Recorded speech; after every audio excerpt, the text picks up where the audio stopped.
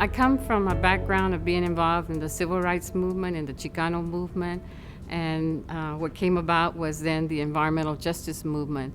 And when I saw that the natural elements, which I look at as Mother Earth, as an indigenous person being impacted, and that was part of the environmental justice movement, I automatically clicked and said, that's the movement I belong in. We took on polluting industries. There were tank farms, there were storage of gasoline. And when we went to the city, they thought, well, we don't have any, that's not our department, you have to go to the state. But in essence, the city had regulatory, they had land use policy. So they were creating the zoning that allowed them to be there and expand. So one of the things we said is, let's change the zoning on that particular land. That way they can no longer expand in that area. And let's downzone it so that when they do close or move, no other facility can come into that particular area. And then we also talk with the health department.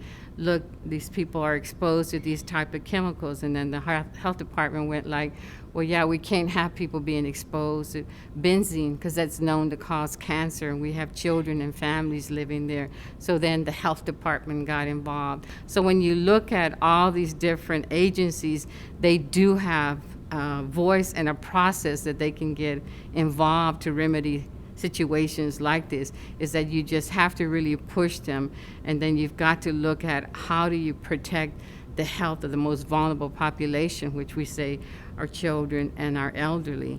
So when the tank farm went away, the air just smelled so differently. And so when people told me, wow, what a big difference, and actually they were just so happy. They were just so happy that finally their air smelled so pure, and that they were able to share it with the people who had helped to organize to clean it up. And really, I cried with the people, because all these years they'd been smelling this really dirty air and being exposed, and now it was so pure and so clean. And it made such a difference, and it just made me feel like, it made me feel great, but it also made me feel sad that all these years they had been exposed to all of this, and that it took a long time to clean it up. But I was really happy that now they were enjoying fresh air, and that their children were going to be enjoying fresh air. And to me, it's a feeling that just overwhelms you, that you just don't know. You're happy.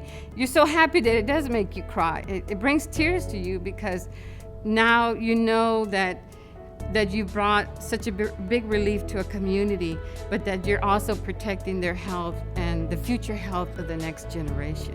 And there's nothing more beautiful than that.